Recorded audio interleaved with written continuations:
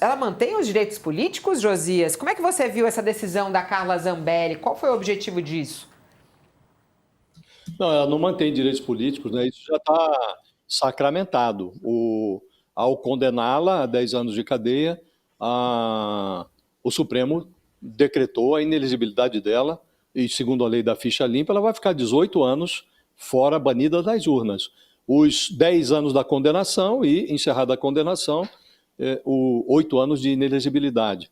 Essa renúncia, Fabiola, ela teve o condão de reduzir um pouco mais o tamanho do Hugo Mota. O Hugo Mota agora já não precisa nem de cama mais, ele está dormindo numa caixa de fósforos.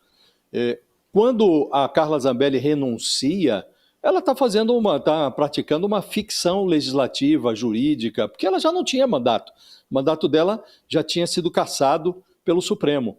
E ela submete o Hugo Mota a uma nova humilhação. O presidente da Câmara está aprendendo da pior maneira que, em política, aquele que fica inventando pretextos para que alguma coisa não seja feita acaba sendo surpreendido por alguém que está fazendo a coisa.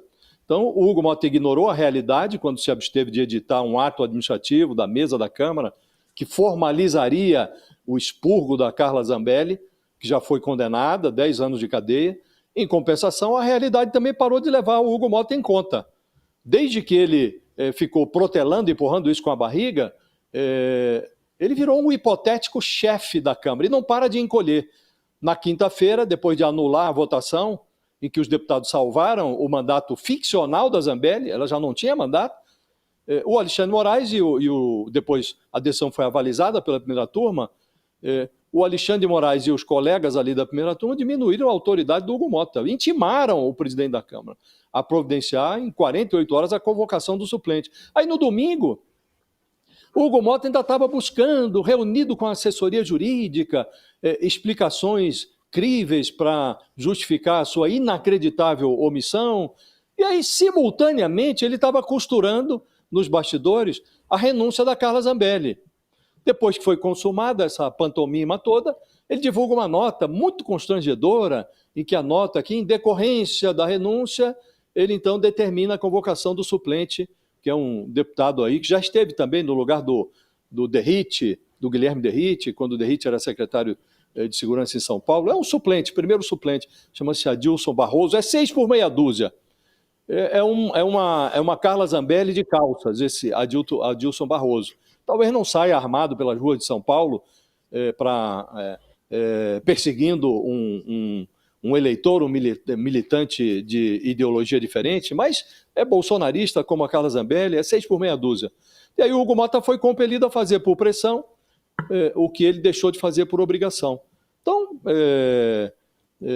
ele ainda não se sabe, Fabiola, o que o Hugo Mota vai ser quando ele terminar de decrescer.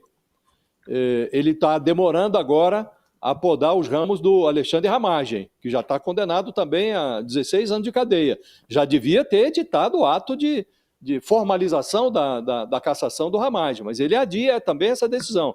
E diante dessa hesitação toda, esse suposto chefe da Câmara, um dos poderes da República, ele vai se tornando uma criatura muito pequena, uma pequena criatura mesmo. O Hugo Mota, como disse no início, Fabiola, já nem precisa de cama. Ele encolheu tanto que passou a dormir numa caixa de fósforos. Repercussão do Mota também, mas antes o parecer jurídico de Walter Mairovitch. Essa renúncia traz algum benefício a ela, professor Mairovitch, quando Carla Zambelli, depois de ter a confirmação da sua cassação pelo Supremo Tribunal Federal, ela vai lá e renuncia? O que ela ganha com isso? O que isso juridicamente impacta? Olha, vamos parar de falar em renúncia. Não tem renúncia alguma, tá? A Carla Zambelli recebeu um mandato popular para representar os eleitores. Esse mandato, essa representação, essa procuração que ela recebeu foi, atenção, cassada por uma decisão condenatória com trânsito em julgado. Decisão cujo efeito é automático. Então, ela perdeu, quer à luz da Constituição, quer à luz do Código Penal. Então, e o que ela faz posteriormente? Ou seja, depois que perdeu o mandato, ela inventa uma aspas, usa a expressão incorretamente, ela renuncia. Ora, só pode renunciar, abdicar quem tem direito. E ela não tinha direito algum quando ela fez esse ato, que é um ato que não tem nenhuma validade jurídica. Segundo esse outro sábio que você lembrou, esse Sóstenes, ele diz que, além da renúncia, isso vai ter reflexos na extradição, no processo de extradição que a Itália julga, não vai ter reflexo nenhum. Atenção, nenhum. Por quê? Porque foi pedida a extradição dela em cima de condenação do Supremo Tribunal Federal por crimes. Então, foi por isso que crimes que são tipificados na Itália também. Então, o que vai adiantar esse ato nenhum dela, que ela chama de renúncia? Não é absolutamente nada. O que a Corte de Apelação italiana vai examinar? Olha, ela renunciou, resposta, e daí? O que isso tem a ver com o pedido de extradição? O que tem que ver a calça com a cueca? Absolutamente nada. Não tem impacto nenhum, não tem recado nenhum, é só politicamente mesmo essa reação da Zambelli, que está numa situação extremamente delicada, está presa na Itália, né, condenada a 10 anos de prisão aqui no Brasil, mandato cassado, né, e uma situação muito complicada para ela daqui pela frente. Para quem está conosco na TV, o intervalo, mas a gente segue aqui falando, inclusive, com a Thaís Bilenque, que está conosco hoje no estúdio. Thaís, Carla Zambelli, futuro de Carla Zambelli, essa renúncia dela traz algum benefício, alguma ajuda? Como é que você vê? Que novela arrastada, hein, Fabíola? Essa história de Zambelli já ficou velha há muito tempo. Nossa, na eleição de 22, e aí vai e volta. O que me chama mais atenção, no caso da Zambelli, agora renunciar, quando já não tinha mais direito político, já está condenada, trânsito em julgado no Supremo, quer dizer, no trânsito em julgado não, porque ela ainda está, nem extraditada foi. Mas, enfim, é um caso antigo que já está consolidado. O que me chama a atenção é a observação do Josias sobre a condução do Hugo Motta, que leva ele de novo à condição de alguém que perdeu o controle, que não tem como entregar. Ele tinha, em negociações, segundo algumas reportagens, já combinado com o Supremo Tribunal Federal que essa cassação passaria, e aí ele mostra a fraqueza política. E o que me dá preocupação nessa situação toda? O Hugo Motta cometeu erros sucessivamente, cada vez outro, e aí vai acumulando um desgaste, fragilidade política, debilidade política, isso todo mundo já sabe. O problema disso é que não existe vácuo no poder e a presidência da Câmara é um dos lugares mais poderosos para se ocupar em Brasília. E tem gente que sabe disso, já ocupou esse lugar em outros momentos ou quer ocupar no futuro próximo e vai usar, preencher esse vácuo e ocupar esse lugar. Quando a gente olha muito para a fragilidade e inabilidade política do Hugo Motta, a gente deixa de olhar para pessoas que estão, inclusive, possivelmente, costurando, negociando, articulando para ele ter mais derrotas, para ele ter menos espaço de poder, para esse poder ser mais bem ocupado por essas figuras. Então, a gente também tem que olhar para quem está tentando, de alguma forma, e aqui eu não tiro a responsabilidade dele pelos erros que ele comete, mas a gente também tem que olhar para as pessoas que vão se aproveitar desse vácuo de poder e também considerando que, bom, impeachar um presidente da Câmara seria algo inédito e que, se acontecer, vai ser um tremendo de um problemão, de um pepino para o Brasil enfrentar no ano que vem, ano de eleição. E se não acontecer, teremos este presidente da Câmara debilitado no ano que vem, em ano de eleição, num ano em que as coisas podem mudar muito rapidamente, dependendo do resultado das urnas em outubro de 2026 e da legislatura que vai assumir em 2027, o cenário pode ficar muito adverso.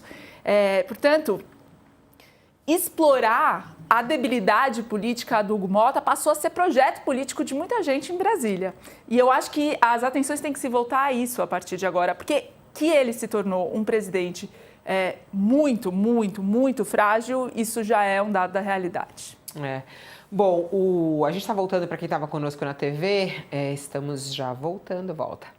Seja bem-vindo, você que estava na espera aí do nosso retorno do nosso All News. Estamos falando sobre a figura de Hugo Mota, extremamente fragilizada com esses últimos acontecimentos na Câmara, mas ele pretende colocar aí ainda o caso Ramagem, que é outro assunto, já que estávamos falando de Zambelli, o caso Ramagem a ser analisado antes do recesso parlamentar. Está na agenda da semana e acho que vale a pena a gente abrir uma aba para falar sobre isso aqui. Por quê? Ele vai colocar para analisar o pedido de cassação de Ramagem. O STF determinou a cassação do deputado que está nos Estados Unidos. Mota decidiu submeter a decisão ao plenário, da mesma maneira que fez com Carla Zambelli. E aí depois tomou essa chamada do Senado, do Supremo, falou, não, estava na Constituição. O do Ramagem é na mesma linha, não é, Josias? Do que a própria Zambelli? Absolutamente igual. É absolutamente igual, Fabiola. Eu até estava refletindo sobre isso no final de semana, estava dizendo que não convém a um rato provocar o gato se não tiver um buraco por perto. Nada clarifica mais a mente do que a ausência de alternativas. O Hugo Mota não tem alternativa nenhuma. Desde que ele recebeu na quinta-feira da semana passada, já não tinha antes, mas na quinta-feira da semana passada ele recebeu um ultimato do Supremo para editar o ato de cassação da Carla Zambelli e providenciar a posse do suplente em 48 horas.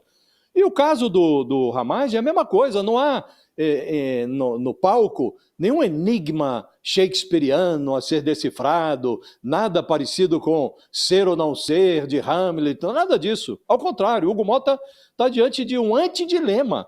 Ele foi intimado pelo Supremo a ser o que jamais foi, que é presidente da Câmara. Ele tem que dar o braço a torcer, desistir dessa pantomima de levar o caso do Ramagem ao plenário, como fez com a Carla Zambelli, porque ele pode tomar outra traulitada, chega lá, não vai ser cassado, salvam o Ramagem de novo. Vai acabar sendo ele preso por desobediência ao Supremo. Mas ele está transformando o teatro num escárnio. E aí convocou para domingo uma reunião com a assessoria, agora está uma conversa na Câmara de que ele está buscando uma saída honrosa. Quem sabe se o Alexandre Ramagem também não renuncia? Isso é uma brincadeira, Fabíola. O sujeito não tem a dimensão do cargo que ocupa. Já está correndo até uma piada na Câmara, que se a debilidade política levasse eventualmente o Hugo Mota a renunciar à presidência da Câmara, aí a Polícia Legislativa teria ordem para matar imediatamente os 2 deputados que compõem a linha de sucessão. Veja o risco, era o que estava dizendo a Thaís Bilenque há pouco. Estamos com um presidente da Câmara que não tem a dimensão do cargo. E a Câmara... imagina uma Câmara chefiada pelo Altineu Cortes, que é o primeiro vice-presidente. Aí o impensável seria substituído pelo inacreditável. E se fosse impedido o inacreditável, aí quem assumiria o lugar seria o lamentável, porque o segundo vice-presidente é o Elmar Nascimento, que é coadjuvante do irmão Elmo num enredo de desvio de verbas federais que está sendo esquadrinhado agora no Supremo Tribunal Federal. Então, para evitar esse massacre com graves consequências e repercussões internacionais, até a renúncia do Hugo Mota, aí teria a Polícia Legislativa teria que executar os 2 primeiros vice-presidentes, porque a posse de qualquer um deles seria um desastre. Então, para evitar esse massacre, os deputados estão lá rezando para que o Hugo Mota não renuncie, que passe a assumir as suas atribuições, porque a carnificina dos vices do Hugo Mota poderia chamar a atenção até da comunidade internacional. Mas nós estamos diante de uma aberração. É um presidente da Câmara que se recusa a exercer as suas atribuições. Então, se ele repete com a Carla Zambelli, com Alexandre Ramagem, o que fez com a Zambelli, submetendo à apreciação do plenário, o que depende apenas de um ato da mesa, aí realmente ele vai se tornar absolutamente indigno do cargo. Já está ali numa situação muito precária, né? Agora, não se pode cometer o mesmo erro 2 vezes. Tem tanto erro novo para o Hugo Mota cometer. ele não precisa reincidir no mesmo erro, né? E de resto, Fabiola, não são só esses dois casos, né? Tem lá o Eduardo Bolsonaro também, já devia ter assinado, ele mesmo disse na semana passada que o Eduardo Bolsonaro já atingiu o número mínimo de faltas. Já é um vexame caçar por faltas, devia caçar por quebra de decoro parlamentar, por traição à pátria, mas se não há outra alternativa, se o vexame já está consumado, que ele casse por faltas, mas também o prolongamento da situação do Eduardo Bolsonaro é igualmente constrangedor para o Hugo Mota. Então o que se espera, Fabiola, é que ele não repita, mas tem esse temor lá na Câmara, de que ele insista em levar ao plenário o caso do Alexandre Ramagem, o que será a reiteração de um grande vexame.